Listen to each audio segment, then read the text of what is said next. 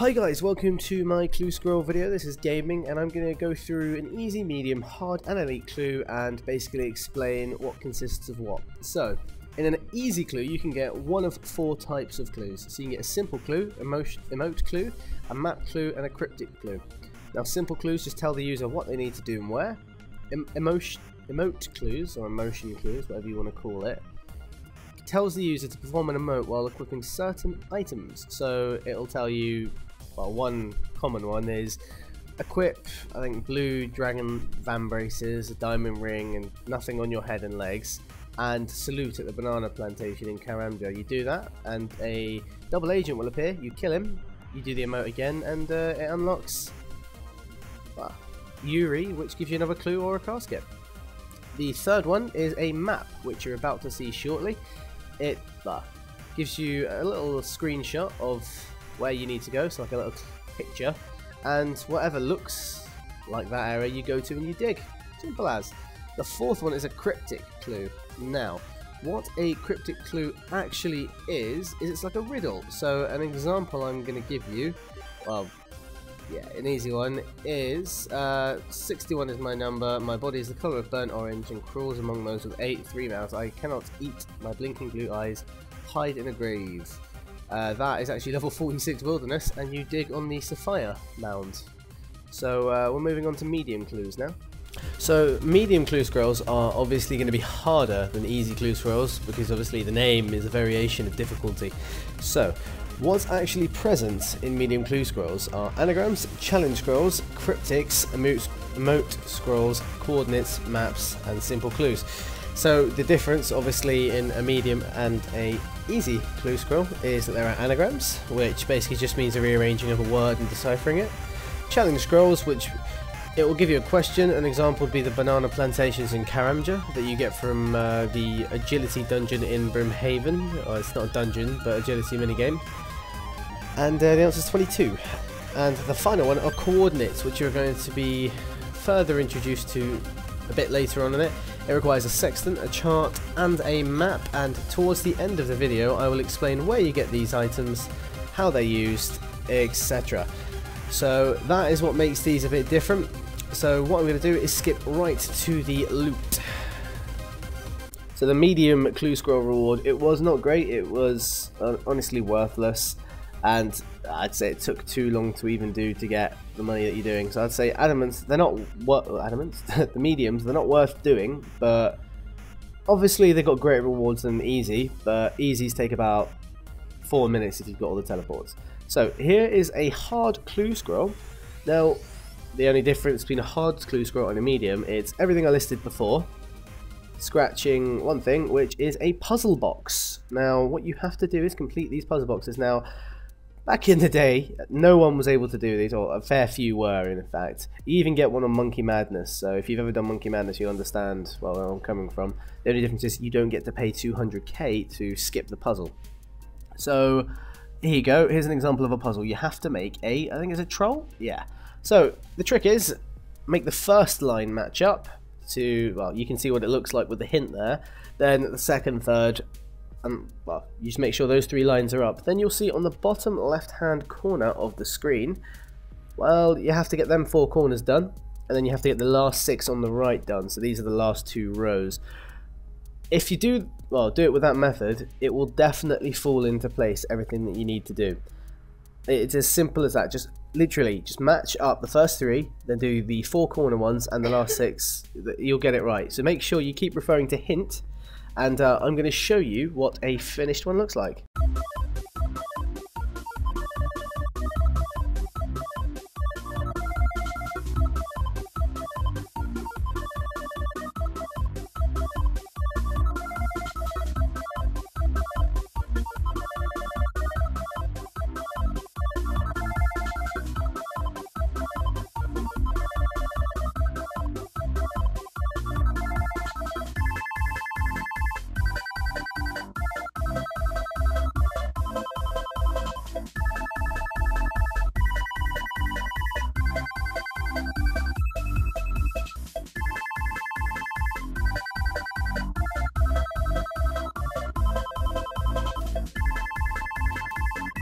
So as I said before, get the first 3 lines done, the bottom left hand corner, and the last 6 on the right on the last 2 tracks. So it takes about 2 minutes to finish a puzzle box once you get the hang of it, and once you're doing that, drastically reduces the time it'll take you to complete a hard clue scroll, which is about 30 minutes.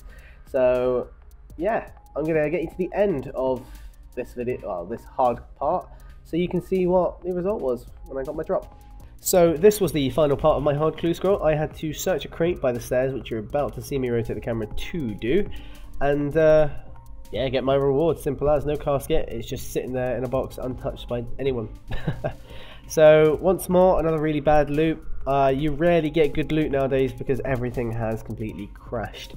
So we've done easy, we've done hard, now let's go on to elite. So I would say an elite clue scroll is better than a hard clue scroll because you can get better drops. You do get better drops usually, you get more from it usually, and well, I'd say they're simpler. So on this clue you got a range of 16 paces, and you got to, well, all you had to do was navigate around the rock, click scan, a little arrow will appear where you're meant to dig, right click the clue scroll and dig. If you've got a shovel, just click the clue scroll. The second puzzle, as you can, well, the second clue you can get is the puzzle box as shown in the hard clue scroll. I'm not going to go much into that because I've already obviously shown it to you. The third out of 4 is the compass one. Now the best practice with the compass is to look around the area via, well, lodestones, and well, wherever the compass is pointing to, you obviously get a rough direction. So an example, if it was Karamja and you went to Tavali, it would point down. If you went to Port Sarim, it would point, I think, east, and then if you went to Varrock, it would point obviously southwest. So you get a rough location of where it is. You go to the Karamja lodestone and you just search the area. It'll take you to the exact point that you have to dig. On this one location, it ended up being Canifis, which brings us to our 4th and final type of clue that you can actually get in, well, an elite clue scroll. These are the Celtic clues, well, Celtic knot clues. I'll show you them the minute I dig them up, and here you go. It unlocks the scroll box. Now, these are relatively simple. If you look on the top, red and blue, you will see 4 circles. They were just had, they just, well, you can see 2 of them now, the blue and the grey. That's the dust and the lore rune. What you have to do is every red highlighted circle is you have to make it green.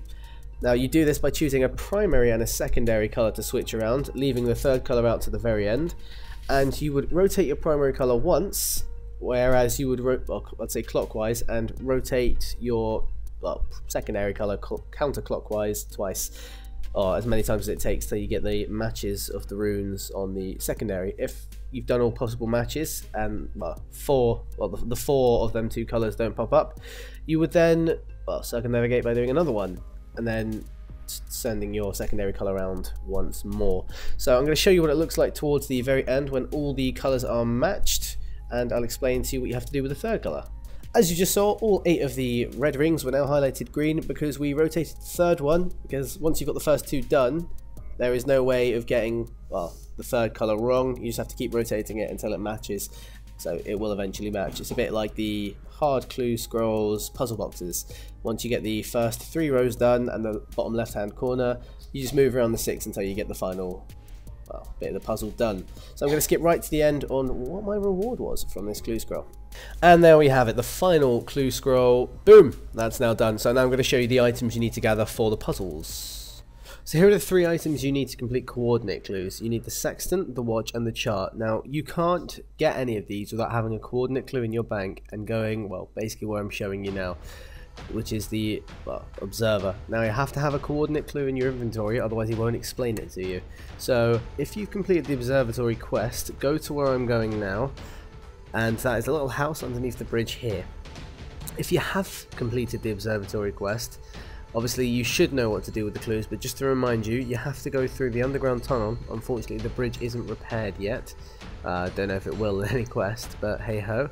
So you go down here, follow the path going along the outside, going north then west, to the point where you reach a staircase going up, and you will see the professor. Now the professor won't give you anything until you've got both the watch and the sextant.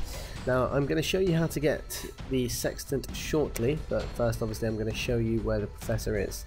Now just to confirm, the sextant is got from Murphy at Port Khazard. You'll see him walking around. I think he sells it to you and all as well. And the watch is got from the clock tower south of Ardoing. So let me show you where you would get the chart, or sorry, sextant.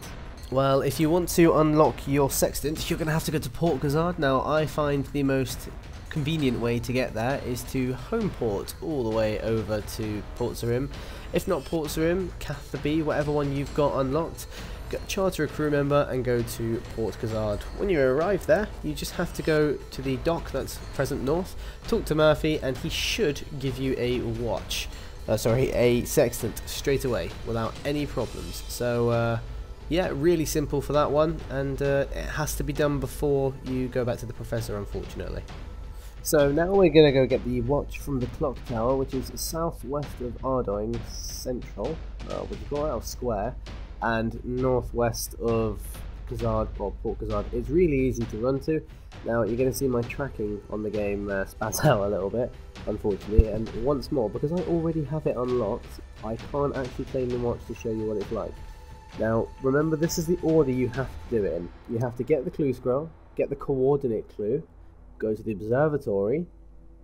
Now you won't be able to get the chart from the observatory professor until you put the sextant, which means you have to go to Murphy. Now all this has to be in this order, or you can mix around the watch and the sextant, and then go to the clock tower, get the watch, then go back to the professor and he'll give you the sextant, tell you how to use it, put it on your tool belt, and you will never need to grab it again. Now for you to obviously complete every single clue scroll, it's going to take you to locations that are unlocked by quests. So here would be a list of quests I would advise you to do for obvious reasons. So contact, access to the bank in Sophenham. Desert treasure, because you can use your ancient magics to help you get around.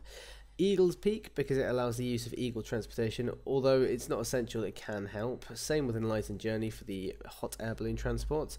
Now Fairy Tale Part 2, so you can use the fairy ring teleports, because you do need to go to Xanaris for some clues, as well as the fact that it can teleport you right next to some locations using the fairy rings.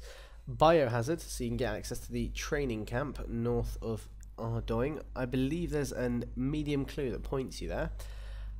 Ghosts Ahoy, so you can use the Ectophile to get around Canifis, so you can also use the Lodestone, but obviously it's a good quest to do. Itcharians Little Helper, so you've got access to Sophenham, which you will have to do the emote clue for the hard clue, which is going to the cat-shaped door, and I think it's blowing a raspberry. The Grand Tree quest, so you can obviously have access to the gnome gliders and spirit trees. Legends quest, because you need access to the Khazari jungle to dig in the peninsula, or use a scan clue for elite clues. Lost City, so you've got access to Xanaris. As I said, it ties in with a Fairy Tale Part 2, but obviously what you actually need is access to Xanaris, which is Lost City. Plague City, so you have access to West Ardoing, which is a hard clue scroll dig in one of the abandoned buildings.